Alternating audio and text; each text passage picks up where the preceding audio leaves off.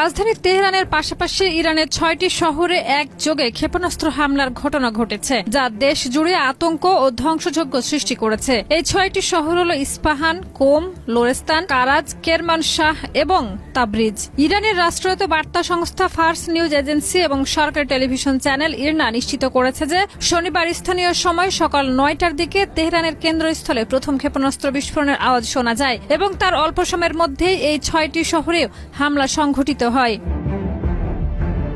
ক্ষেপণাস্ত্র হামলার বিষয়টি স্বীকার করেছেন ইসরায়েলের প্রতিরক্ষা মন্ত্রী বেনি গ্যান্টস। তিনি হামলার পর দেশ জুড়ে জরুরি অবস্থা জারির নির্দেশ দিয়েছেন এবং সংশ্লিষ্ট নিরাপত্তা ব্যবস্থাগুলো জোরদার করা হয়েছে। মার্কিন সংবাদ মাধ্যম অ্যাসোসিয়েটেড প্রেস জানিয়েছে, ইরানে আঘাতপ্রাপ্ত এলাকায় অবস্থিত ইরানের সর্বোচ্চ ধর্মীয় নেতা আয়াতুল্লাহ আলী খামেনির দপ্তরের কাছাকাছি ক্ষেপণাস্ত্র লক্ষ্য করা হয়েছিল, যা ইরানের রাজনৈতিক ও সামরিক ব্যবস্থায় গভীর উদ্বেগ সৃষ্টি করেছে। হামলার পর ইরানি কর্তৃপক্ষ দ্রুত পরিস্থিতি নিয়ন্ত্রণে আনার চেষ্টা করছে। উদ্ধার ও জরুরি ত্রাণ কার্যক্রম চলছে। পাশাপাশি সেনা ও নিরাপত্তা বাহিনী হামলার উৎস এবং দায়ীদের শনাক্ত করতে তদন্ত শুরু করেছে। আন্তর্জাতিক সম্প্রদায় উদ্বিগ্ন হয়ে পরিস্থিতি পর্যবেক্ষণ করছে, কারণ মধ্যপ্রাচ্যে এই ধরনের সামরিক হামলা আরো বড় সংঘাতের ঝুঁকি তৈরি করতে পারে।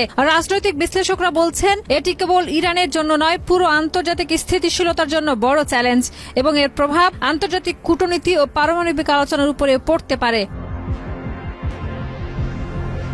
Shahida Ruby, MyTV. আন্তর্জাতিক বিমানবন্দর থেকে আপনাদের সবাইকে স্বাগত জানাচ্ছি। আমি সাইফুল রাজীব। ঠিক এই মুহূর্তে আপনাদেরকে গুরুত্বপূর্ণ কয়েকটি তথ্য দিতে চাই। আপনারা জানেন যে ইরান এবং ইসরায়েলের যুদ্ধ পরিস্থিতির কারণে এরই মধ্যে মধ্যপ্রাচ্যগামী সবগুলো ফ্লাইট স্থগিত বা বন্ধ করেছেন বিমানবন্দর কর্তৃপক্ষ। বিশেষ করে বিমানে যে ফ্লাইটগুলো ছিল তারা সেগুলো বাতিল ঘোষণা করেছেন।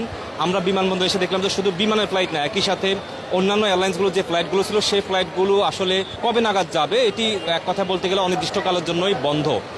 বিমানবন্দরের বেশ কিছু যাত্রীর সাথে আমরা কথা বলেছিলাম। তারা যেটি বলছে যে রমজান মাসে রাস্তায় তীব্র যানজটের কথা ভেবে অনেকেই অনেক আগেই বিমানবন্দরে এসেছেন যাদের ফ্লাইট আছে।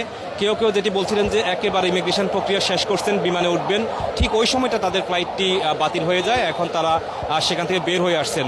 আবার কেউ কেউ কারো 1 ঘন্টা পরে ফ্লাইট, কারো 3 ঘন্টা পরে ফ্লাইট, তারাও কিন্তু বিমানবন্দর অপেক্ষা করতেছেন ঠিক এই মুহূর্তটায়। তবে দুর্ভাগ্য বা আফসোসের বিষয় সেটি হচ্ছে যে কোনো এয়ারলাইন্স কর্তৃপক্ষ তাদেরকে স্পষ্টভাবে বলতেছেন না যে তাদের ফ্লাইটটি কবে কখন হবে তারা কিভাবে জানবেন। কেউ কেউ একটি হটলাইন নাম্বার দিয়ে দিচ্ছেন, কেউ বলতেছেন তাদের যে ট্রাভেল এজেন্ট আছে তাদের সাথে কথা বলতে, কেউ বলছেন যে তাদেরকে মেসেজ দিয়ে জানাবে। তবে আমরা বিমানবন্দরে এসে যেটি দেখেছি সেটি হচ্ছে